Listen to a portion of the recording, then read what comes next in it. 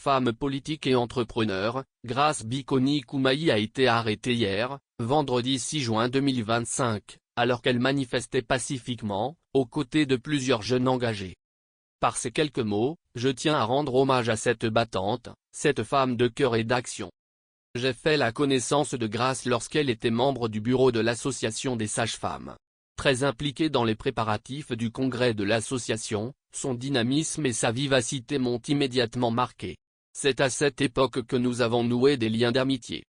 Plus tard, elle s'éloignera de l'association pour se lancer dans ses propres initiatives plus personnelles et audacieuses.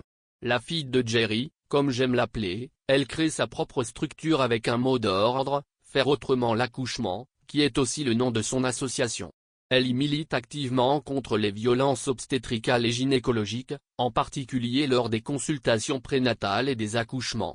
Grace accompagne aujourd'hui de nombreuses femmes enceintes, souvent à domicile, avec une attention rare et une bienveillance sans faille. Derrière son sourire lumineux et sa joie de vivre communicative, Grace a connu son lot d'épreuves. Mais elle n'a jamais laissé les difficultés la détourner de son chemin. Femme de conviction, profondément engagée, elle croit en ses capacités tout en assumant avec humilité ses faiblesses. Ces dernières semaines, j'ai visionné 2 reportages qu'elle a réalisés à Atakpamé et Apia. J'ai été touché. Grace a su, mieux qu'un professionnel des médias, avec des mots justes et simples, révéler ce que nos habitudes nous empêchent souvent de voir. Je n'ai pas manqué de lui témoigner mon admiration. Grace, c'est aussi une âme généreuse, une amie fidèle. Je me souviens encore de ce geste qui m'a profondément touché.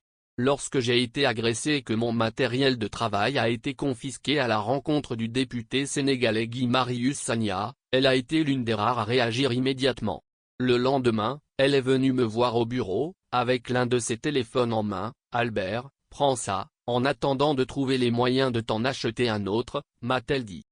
Devant mon refus, elle a insisté. Puis, avant de partir, elle m'a offert le déjeuner. Bouquet Otilla. 3 jours plus tard, elle est revenue avec une enveloppe de 20 000 FCFA, c'est ma contribution pour t'aider à racheter un téléphone, a-t-elle soufflé. Ce geste restera gravé dans ma mémoire, d'autant plus que je connais sa situation. Elle est la seule, sur tout le territoire national, à m'avoir exprimé une telle affection, quand les organisateurs de la conférence de presse durant laquelle j'ai été agressé ne m'ont même pas passé un coup de fil.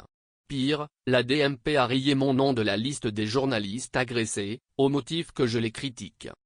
Grace est une femme droite. Elle ne fait jamais rien contre sa volonté. Si quelque chose va à l'encontre de ses convictions, elle prend ses distances sans hésiter.